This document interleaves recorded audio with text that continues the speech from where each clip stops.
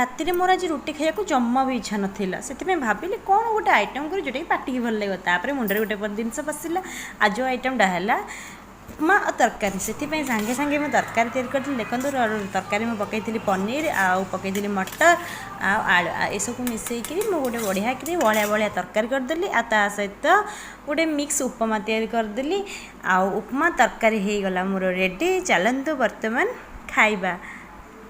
ଗୋଲ ଉପମା ପ୍ଲେଟ୍ରେ ଦେଇଥିଲି ବାଢ଼ି, ତା ସହିତ ମଟର ତରକାରୀ କୁପି ଦେଇଥିଲି ବାଢ଼ି ବୁଢ଼ାକି ଆଣିସାରିଲା ପରେ ଝିଅ କହିଲା ମାମା ମୁଁ ତତେ ଚାମଚଟା ଖୁଆଇଦେବି, ତୁ ଆଗେ ଟେଷ୍ଟ କରୁ। ମୋତେ ଭଲ ଲାଗିଲା। ଆଉ ମୁଁ କହିଲି ନା ମୁଁ ନିଜ ହାତରେ ଖାଇବି। ନିଜ ହାତରେ ଖାଇବାକୁ ମୋ ସହିତ ହେଇଗଲା ପ୍ରାଙ୍କ୍। ଆଉ ଦେଖନ୍ତୁ କେମିତି ମୋ ହାତରେ ଉପମା ପଡ଼ିଗଲା। ତାପରେ ମୁଁ ପୁଣି ଆଉ ଥରେ ଖାଇବାକୁ ଚେଷ୍ଟା କଲି। ସବୁ ଖାଇସାରିଲା ପରେ ଟେଷ୍ଟି ଲାଗିଲା। ଆଉ ଏଇ ସହିତ ଆପଣମାନଙ୍କୁ ବି ଗୁଡ଼୍ ନାଇଟ୍ କରିକି ଶୋଇଲି।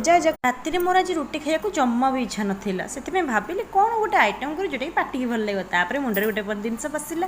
ଆଜି ଯେଉଁ ଆଇଟମ୍ଟା ହେଲା